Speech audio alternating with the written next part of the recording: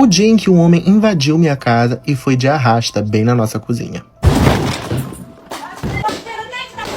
Amigo, você tá bem? O que tá acontecendo? Gente, esse vídeo é de maio agora de 2025. E tudo aconteceu depois de eu ter chegado de um aniversário. Eu tava em casa junto com as minhas duas tias, era aproximadamente umas 3 da manhã. E todos nós já estávamos nos nossos quartos pra gente ir dormir. Até que a gente escuta um barulho no forro de casa. Só que até então a gente não ficou tão preocupado porque geralmente o gato anda pelo forro, anda bicho, faz barulho. Então era meio que normal. Mas a minha tia não. Ela percebeu a agitação do cachorro, então ela saiu do quarto dela, foi até a sala em direção à porta. E a nossa porta é tipo assim, tem a porta de madeira e tem a grade fechada nos cadeados e tudo mais. Então ela só abriu a porta de madeira, falou alto com o cachorro pra mostrar que tinha alguém dentro de casa. Até que ela escuta uma voz dizendo assim: chama a polícia, eles estão atrás de mim. A minha tia, super assustada, fecha a porta, tranca na chave, nos trincos e corre pra chamar minha outra tia e avisar que tinha alguém dentro de casa. As duas, hiper nervosas, vieram até a porta do meu quarto, bateram e aí eu me toquei que não era só um gato que tava no forro de casa. Era um demônio, né? Ai, gente, olha, uma situação esquisita, né? Na casa que eu morava em outro bairro, o forro também era assim. Tinha gato, tinha raposa, tinha tudo que tipo de bicho lá. Então, se tivesse algum cidadão invadindo a minha casa, eu ia achar que era um bicho também. Eu entendo, eu compactuo. Então eu imediatamente liguei pra polícia, minhas tias ligaram pros meus tios que são policiais pra que eles viessem até em casa tentar ajudar a gente de alguma forma. E enquanto isso, minha tia tentava manter um diálogo ali com o cara. Ela perguntou: o que é que você tá fazendo aqui na minha casa? E aí ele falou: por favor, me deixa entrar, estão atrás de mim, estão me perseguindo, uma coisa. Ai, amor, cada um com seus problemas, vai pra lá. Eu já falava assim pra ele, falou: ó, vai, sai. Vai resolver esse problema pra lá, cada um com seus problemas. Posso fazer nada, tá? Eu já tocava logo, imagina, vai saber se o cara tá com algum surto, se é um maluco, se é um bandido, que hoje em dia, né, sabe como que é, né? Não pode confiar em ninguém. Então, assim, eu já falaria: amor, segue sua vida. Assim, sabe? E ele queria porque queria que a gente abrisse a porta pra ele entrar.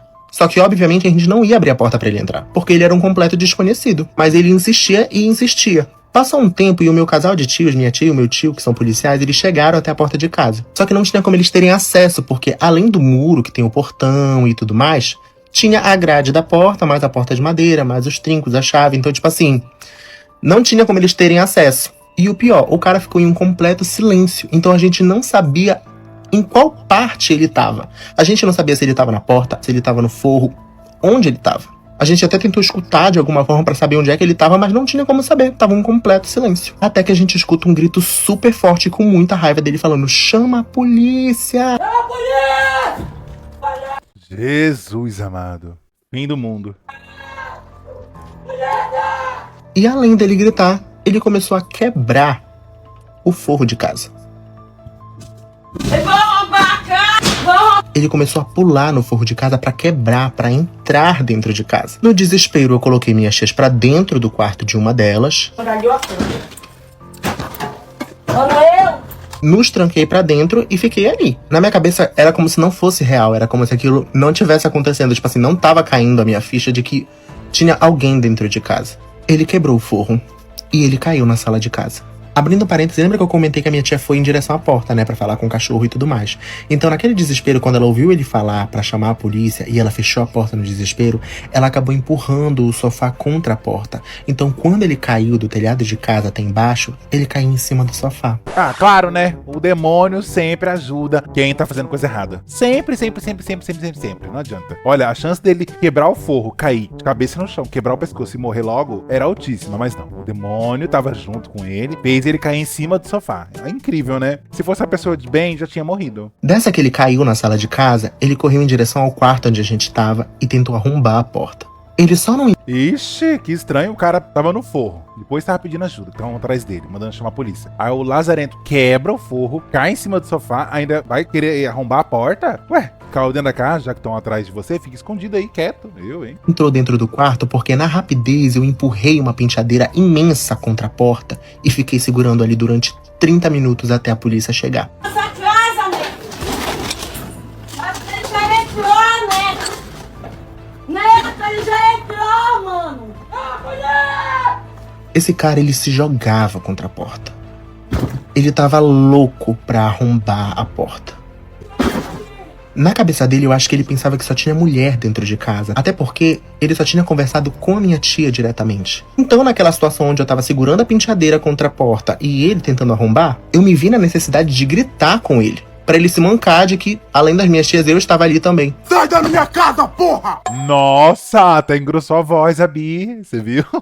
Tem uma hora que a gente tem que falar grosso, tem uma hora que a gente tem que ter pulso na vida. É situações como essa que a gente precisa manter o pulso ali. Enquanto eu tava naquela situação de segurar a porta e eu olhava pra trás e via as minhas tias idosas, uma deficiente auditiva, com completo medo, aquilo me encheu de força, mas ao mesmo tempo de muito medo de não conseguir segurar por muito tempo. E a polícia, né, uma demora pra vir. Nossa, agora se tem 2 rapazes na esquina fumando baseadinho, a polícia já pega na hora, né? Agora, meia hora pra polícia vir pegar um vagabundo? É muito tempo. Por favor, Vitor, não faz violência, não. Já que os meus tios não tinham acesso à chave de casa, eu liguei pro meu primo que tinha. Então meu primo imediatamente foi pra casa, ele conseguiu abrir o portão, ele conseguiu abrir a grade, mas ele não conseguia abrir a porta porque estava trancada nos trincos. E com um sofá na frente dela. E o meu primo, quando ele chegou e abriu os cadeados da grade e não conseguia abrir a porta, ele se abaixou e foi olhar pela aresta pra ver o que estava acontecendo, pra ver onde é que o cara tava. E ele conta que o cara tava sentado, de costa pra porta, se empurrando na mão. Ou seja, ele queria fazer maldade com a gente. Enfim, depois de algum tempo a polícia chegou. O cara, vendo que tava ficando sem saída, foi pro quarto do lado do da minha tia. Que era qual? O meu. Então sim, gente, ele entrou aqui nesse quarto onde vocês veem a maioria dos meus vídeos, nesse cenário maravilhoso. Ele entrou aqui dentro. Ele se escondeu ali atrás da minha cama. Os policiais arrombaram a porta de casa, entraram, e aí o meu primo mesmo falou, ele tá naquele quarto dali, e apontou pro meu quarto. Aí os policiais vieram, fazendo todos os procedimentos, e entraram, né? E isso já contando a versão que as pessoas contam, porque eu estava trancado dentro do quarto, né? Não tinha como eu saber. Os policiais entraram e tentaram abrir a porta do meu quarto e não conseguiram. Então eles precisaram o quê? Arrombar a porta do meu quarto, porque a porta do meu quarto estava trancada. Ele se trancou dentro do meu quarto. Dessa que eles arrombaram a porta do meu quarto, a porta virou contra o meu guarda-roupa, que acabou quebrando um pouco. E eles mandaram o cara sair de trás da minha cama. Foi quando eles deram 3 de borracha. Nossa. Eu adoro esse negócio do TikTok de censurar as palavras, né? Aí deu... E eu fui lá e falei... Eu adoro. Mas assim, né? Os policiais fizeram o trabalho deles, que é atirar. Então, assim, é necessário, né? Está dando pra entender. E aí deram esses 3 tananana. O cara continuou ali, mas ele saiu com uma cara pacífica, super tranquilo. Mas um detalhe, ele tinha 2 lapsos. No momento que ele tava ali comigo, quando eu tava segurando a porta, uma hora ele tava muito calmo, outra hora ele tava, tipo assim, gritando, mandando abrir a porta e arrebentando com tudo. Então, assim, se fosse na minha casa quebrando a porta desse jeito, eu ia deixar entrar, eu dar uma coça nele, depois ia fazer pagar a porta ainda. A porta e o forro que ele quebrou. E o sofá. Quando ele saiu de trás da minha cama, ele saiu de forma tranquila. Então ele foi saindo tranquilamente do meu quarto. Quando ele chegou na cozinha, deu esse lapso nele de raiva e ele tentou um dos policiais. Eles até tentaram, meio que tentar ali contornar, mas não deu muito certo. Então ele acabou indo de arrasta na cozinha de casa. Ai, gente, vamos combinar? Imagina uma pessoa assim, ir de arrasta dentro da sua casa, deve ficar um clima terrível, né? Um clima de bosta deve ficar na casa. Ai, sei lá, se eu tivesse condição, eu acho que até mudaria de casa, porque o clima fica muito pesado, o ambiente fica carregado. Aí teve o pós de toda essa situação. Como no desespero, na hora que ele tentou arrombar a porta do quarto, eu joguei a penteadeira contra a porta, acabou que eu quebrei a chave dentro da fechadura. Então a gente não conseguia sair, os policiais tiveram que arrombar a porta também.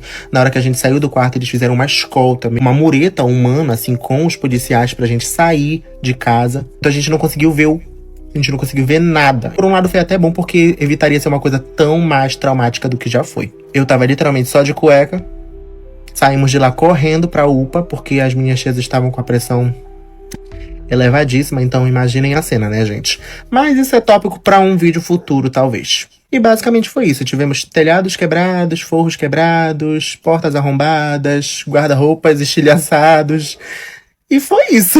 Além dos traumas psicológicos também, né? Quem sabe se futuramente eu lembrar de mais alguma coisa, eu comente aqui, mas no mais é isso. Tem continuação no perfil dele, eu acho, hein, gente? Ele é o danielgo.mes. Cadê a continuação? Aqui. O dia em que o homem invadiu minha casa.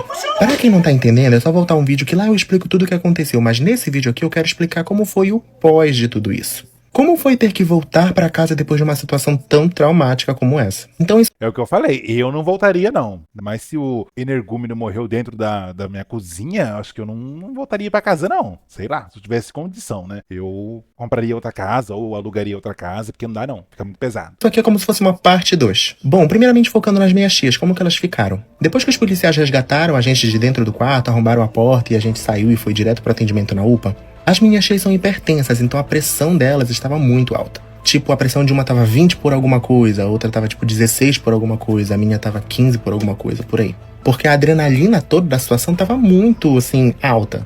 E uma das minhas preocupações na época é porque, além de uma das minhas tias ter deficiência auditiva e não poder ter ouvido muitas das coisas que aconteceram, ela tinha sido diagnosticada com aneurisma. Então, uma pessoa que tem aneurisma não pode sofrer emoções assim muito altas, ter picos de pressão muito altos, então, tipo, era tudo muito controlado. Então, essa situação inesperada me deu muito medo. Então, eu e essa minha tia precisamos tomar remédios calmantes na nossa veia, né, pra gente relaxar um pouco. No meu caso, a minha tia conseguiu dormir, mas eu não. Já a minha outra tia não quis tomar remédio calmante, pois ela sabia que ela ia precisar resolver muitas coisas no dia seguinte, como a reconstrução da casa, porque ela é muito sensível para esses tipos de remédio. Além da situação das minhas tias, eu estagiava dentro de um órgão público. Então muitas das coisas que passavam pela minha cabeça eu preciso avisar minha chefe. Então, como tudo aconteceu na madrugada de sábado para domingo, segunda-feira o trabalho chama, então eu precisava comunicar que não teria como eu ir trabalhar na segunda-feira. Então, pra É aquilo, né? Alô, chefe, não vou estar podendo ir porque o maluco invadiu minha casa, quebrou meu telhado, quebrou todo o meu forro, quebrou meu sofá, quebrou meu guarda-roupa, quebrou a porta e adivinha só, ainda fez o favor de morrer na minha cozinha. Não vou conseguir estar indo hoje, tá, amor? Só na quarta. não preocupar minha chefe, então eu só informei que tipo, tinha acontecido uma situação particular e que não daria pra ir na segunda-feira e ela entendeu. A partir disso, eu e as minhas tias fomos em busca de atendimento psicológico e acabou É importante, né? que a minha psicóloga me deu 7 dias de atestado. Eu lembro que a minha psicóloga fez um trabalho comigo de imagens aleatórias e ela mostrou uma imagem aleatória de um homem em cima de um telhado, uma imagem qualquer. Ai, meu Deus. É psicóloga ou é hater? E quando eu olhei a imagem, eu solucei de tanto chorar. Foi ali que eu entendi. Ah, gente, desculpa, eu tô rindo porque eu não esperava por isso, né? Mas é assim que tem que ser, é assim que é o tratamento. Eu não tava bem. Eu me via na dualidade de eu tenho medo de ficar em casa, mas eu tenho medo de sair de casa e deixar minhas tias sozinhas. Porque eu ficava na minha cabeça, se eu não tivesse chegado em casa depois daquele aniversário, o que poderia ter acontecido com as minhas tias? Abrindo um parêntese, é as minhas tias que cuidam de mim. Então eu sentia muito medo de deixar elas sozinhas, mas ao mesmo tempo eu tinha muito medo de ficar em casa. Passou 7 dias do atestado, a psicóloga perguntou se eu precisaria de mais tempo pra me recuperar, mas ao mesmo tempo que o meu interior dizia que sim, outra parte dizia, não, volta a trabalhar, ocupa tua mente, isso vai ser bom pra ti. E ao mesmo tempo eu sentia que eu não podia deixar a equipe do trabalho na mão. Então eu retornei. Ai, gente, que história é essa de deixar o trabalho na mão? Deixa o trabalho na mão. Eu, hein? Óbvio que, tipo assim, aconteceu dentro da casa, né? Pegou 7 dias de atestado e ficar 7 dias dentro da casa onde uma pessoa morreu na sua cozinha é um pouco demais, né? Vai dar um pouco de desconforto ficar dentro da casa. Ah, poderia pedir mais 7 e ir pra um spa, ir pra uma chácara, ir pra um sítio, pra casa de um outro parente pra descansar. Agora, eu não posso deixar o trabalho na mão. Eu deixaria sim. Tornei pro trabalho. E naquele primeiro dia, eu pedi demissão. Eu me Olha só! lembro que no final do expediente, depois que todas as chefes foram embora, eu tava sozinho na sala, terminando de fazer o que eu precisava fazer, mas eu sentia que eu não ia mais poder continuar ali. E que eu ia pedir demissão. Então eu peguei meu celular, registrei ali meus últimos momentos na sala, eu olhando pro meu crachá e vendo que aquilo chegaria ao fim. Eu gostava muito do que eu fazia. Nossa, gente, olha só. O cara conseguiu quebrar telhado, forro, sofá, porta, guarda-roupa, morreu na cozinha e ainda fez o cara pedir demissão. Jesus, essa alma tá queimando no inferno uma hora dessa. E do jeito que eu contribuía na vida das pessoas de alguma forma. Então eu fui ali deslogando todas as coisas do computador. No dia seguinte eu falei com o rapaz do RH e ele já sabia tudo o que tinha acontecido e aí ele entendeu super. Sobre a minha casa, as portas ficaram quebradas, o forro ficou quebrado, meu guarda-roupa ficou quebrado, tinha marcas de no chão, tinha cápsulas de em alguns cantos da casa, tem marcas de na minha parede. No dia seguinte Marca do quê? tem marcas de Isso aqui é marca de bala? Parece marca de bosta. na minha parede. No dia seguinte do ocorrido, quando a gente voltou pra casa, ainda tinha marcas de pelo chão, em alguns móveis. A gente se assustava com qualquer barulho de madrugada. Minhas tias são muito religiosas, então elas começavam a cantar hinos da harpa cristã. Liam a Bíblia. Mas eu confesso que me doía muito ver minhas tias assim. Por isso, de certa forma, eu nunca abri mão da terapia.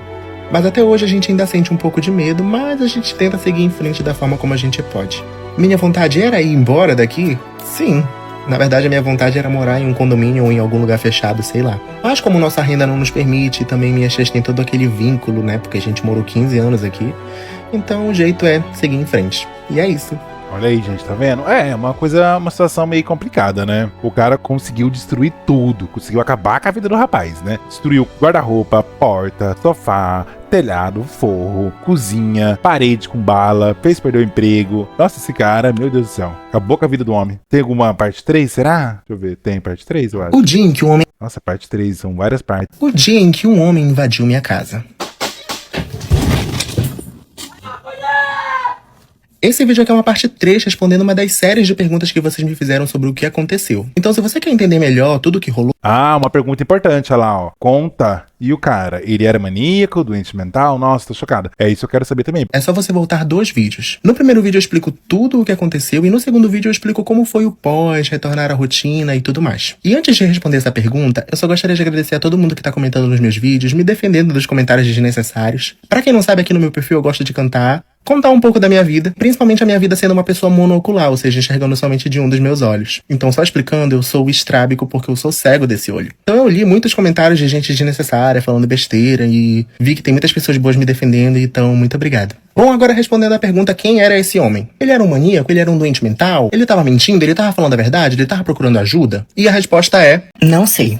Mas existem boatos. Depois que toda essa situação aconteceu, a gente não quis saber quem era, do que se tratava, mas os boatos acabam que reverberam, né? Então acaba que, de certa forma, a gente escuta uma coisa aqui, uma coisa ali. E uma das coisas que a gente ouviu falar, mas que a gente não sabe se é verdade ou não, é de que ele era acostumado a invadir casas, furtar coisas dos outros, e que uma das possibilidades é de que naquela noite ele estava subtraindo coisas de outras casas pela região E tá vendo como que é? O cara já é acostumado a subtrair, né? Não, época era roubar. Acostumado a roubar casas, invadir casas pelo telhado. E bora aí, nunca que caiu, quebrou um pé, nunca quebrou um dedo, né? Olha, por isso que eu falo, o demônio ajuda. Não é possível. acabaram descobrindo o famoso pega ladrão. Então por conta disso ele correu, fugiu e acabou se escondendo na nossa casa, que na época não tava com uma iluminação muito boa, era uma casa, em comparação com as outras, era uma casa mais escura, não tava com a iluminação funcionando tão bem. Então por causa dessa história a gente acabou imaginando, será que ele queria se aproveitar da vulnerabilidade da minha tia, pensando que era uma senhora indefesa, idosa, que tava sozinha, pra fazer com... Mas ele queria fazer alguma coisa muito grave aí, porque ele tava com o facão, né? E já sabia que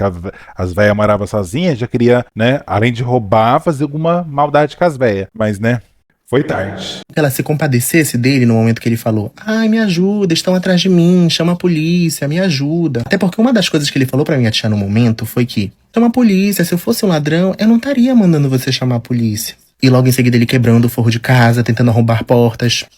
Então assim, uma boa pessoa ele não era. Outra coisa que a gente ouviu foi que, quando a polícia científica foi fazer a análise dele, viram que na roupa dele tinha pedras de... e que ele tava sobre... Ah, então era cracudo. Feito de substâncias. Outra coisa que a gente ouviu também, mas que a gente não sabe se é verdade, que a mãe dele não quis e reconheceu, porque pra ela foi um alívio ele ter ido de arrasta. Porque aparentemente ele era uma pessoa agressiva, que, na esposa, tanto que ela se separou dele e ele não lidou tão bem com isso, que ele era acostumado a esposa, a mãe. Então, novamente, eu repito, provavelmente não era uma boa pessoa. Porque se isso for verdade e ele fazia isso com a própria família dele, o que ele não ia fazer com a gente? Então, novamente, eu repito, gente, são boatos, são coisas que a gente ouviu, mas que a gente não sabe se é verdade.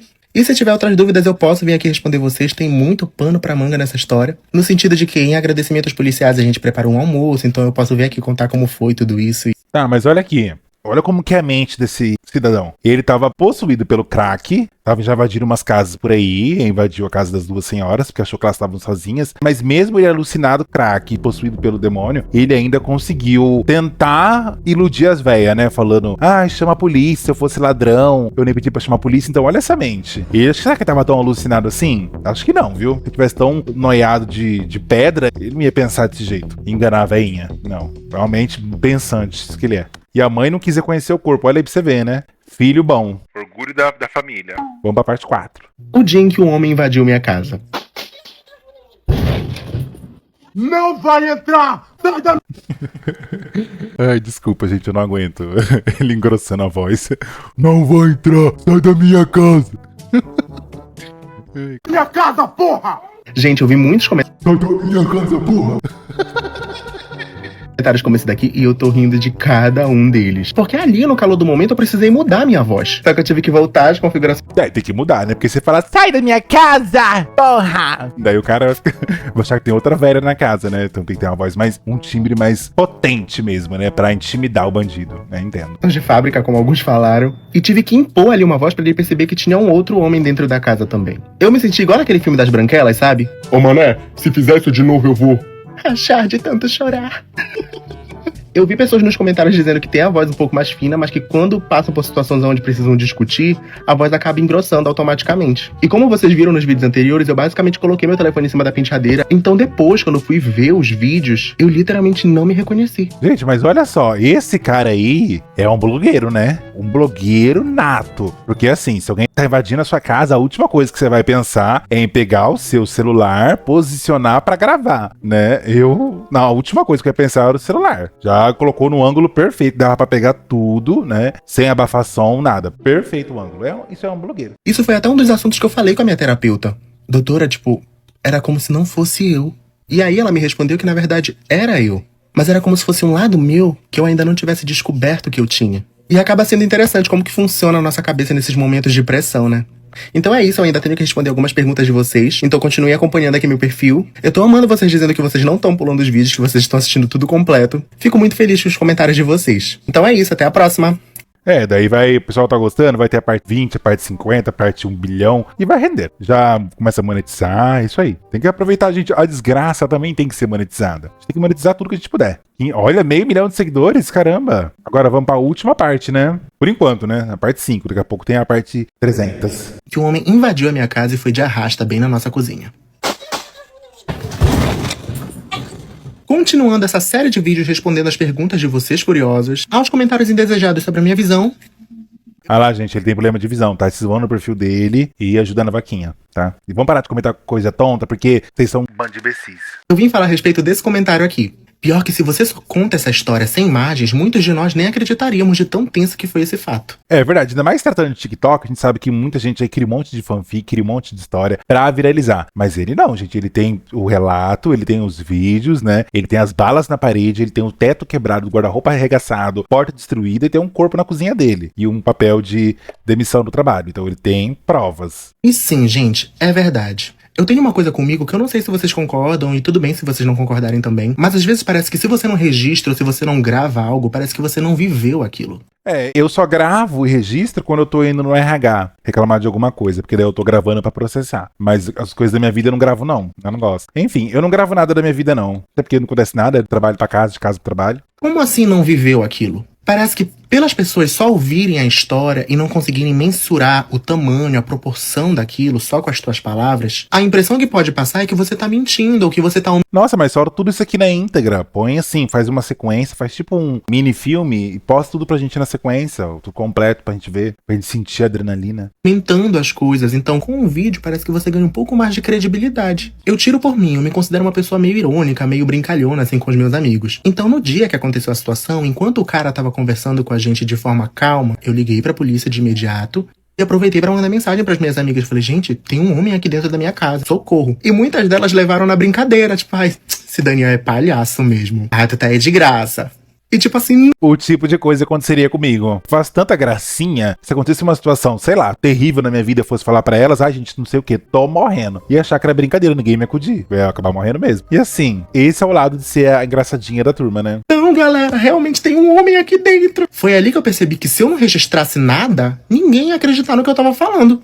Porque ou ele é bem engraçadinho ou ele é bem da mentirosa, né? Tem essa outra opção também. Até porque quando essa história repercutiu aqui na cidade, muitas pessoas comentavam, sei, até parece, duvidando das palavras dos policiais. E eu juro que naquele momento só me dava vontade de responder, claro que foi verdade, aconteceu comigo. Só que eu tava com tanta coisa na cabeça, tão desgastado de tantas coisas que estavam acontecendo, que eu acabei deixando pra lá.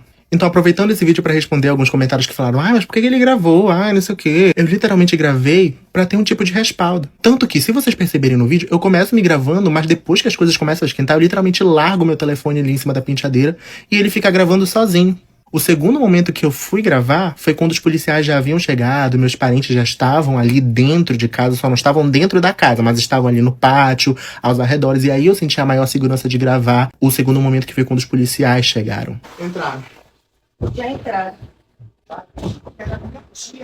Mas de resto, só ficou ali, registrando. Então foi isso, eu espero ter me feito claro. Eu acho que talvez esse seja o penúltimo vídeo, se eu me lembrar de mais alguma coisa. Ou se tiver alguma outra pergunta que eu considerar importante pra trazer aqui. E é isso, até o próximo vídeo. Tchau! Perigoso, né? Ele gravando, o celular gravando, ele atrás da porta, a polícia invadiu, vai que a polícia, sei lá, desse um tiro, atravessasse a porta e acertasse nele, né? É um risco que corria. Mas que bom que não aconteceu, né? Só o outro que morreu. Como ficou o clima da sua casa? Como? Hã?